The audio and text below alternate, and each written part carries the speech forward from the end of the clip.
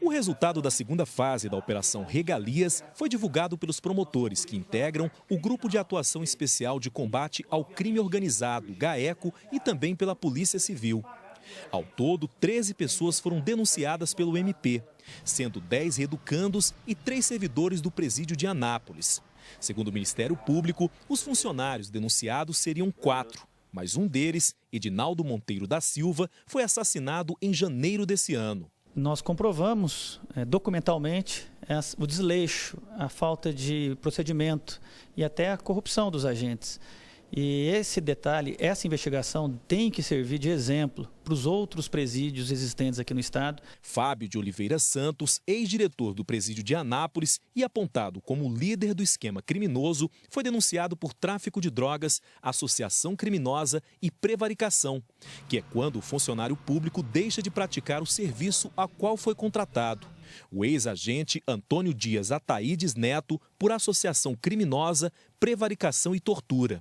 E o ex-vigilante penitenciário temporário Sóstenes Brasil Júnior foi denunciado por associação criminosa e prevaricação. Segundo o Ministério Público, os agentes que deveriam fazer a segurança do presídio de Anápolis, na verdade, ofereciam regalias aos presos, que tinham dinheiro para comprar benefícios dentro e fora do presídio. Para sair do presídio, por exemplo, cada preso tinha que pagar R$ 300 aos agentes. Os detentos que não tinham condições financeiras altas, esses pagavam preços, esses eram mais torturados, esses sofriam as consequências da organização criminosa, através de torturas, há interceptações telefônicas, há detalhes específicos em relação a crime de tortura, inclusive tiros de 12 desnecessário foi aplicado num servidor. E os grandes traficantes que existiam lá dentro não sofriam. Pelo contrário, tinham direito a motel, tinham direito a outras regalias, até a saída de presídios indiscriminadamente. Durante a operação, os promotores encontraram no presídio de Anápolis mais de R$ 80 mil em dinheiro, celulares, drogas e várias garrafas de bebidas. Um dos pontos que mais chamou a atenção durante as investigações foi a cantina do presídio, que, segundo o MP, era uma espécie de casa de câmbio. E isso existe, infelizmente, em outras unidades prisionais no estado de Goiás, são cantinas.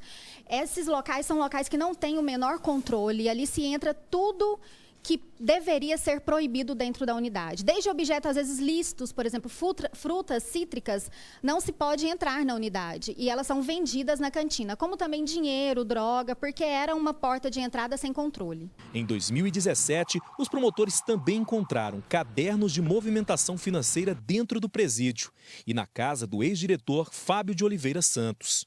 Ao total, tanto os presos quanto os agentes movimentavam mais de R$ 6 milhões por ano. O promotor Tiago Galindo chamou de absurda essa parceria entre presos e agentes prisionais.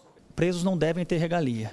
Presos têm que trabalhar, presos precisam pagar a pena aplicada. Ao mesmo tempo, os agentes prisionais precisam cumprir a lei e não se enriquecer ilicitamente os utilizando das funções públicas. O Ministério Público agora deve sequestrar os bens de todos os servidores que foram denunciados. Segundo a promotora, entre esses bens estão casas, gado e carros de luxo. Essa investigação voltada para o bloqueio de bens, ela ainda prossegue, medidas cautelares estão sendo tomadas, levantamento desses bens, mas de qualquer forma, para ter uma resposta mais imediata para a sociedade, nós já oferecemos a denúncia e essas medidas serão tomadas de sequestro, bloqueio desse patrimônio.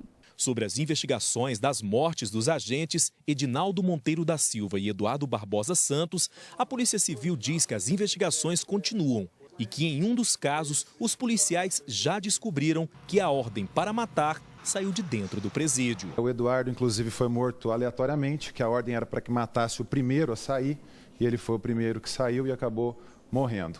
Com relação ao inquérito que apura agora a morte do Edinaldo Monteiro, a Polícia Civil já está em fase final. A gente acredita que a conclusão desse procedimento deve ser apresentada ainda essa semana ou no mais tardar na próxima.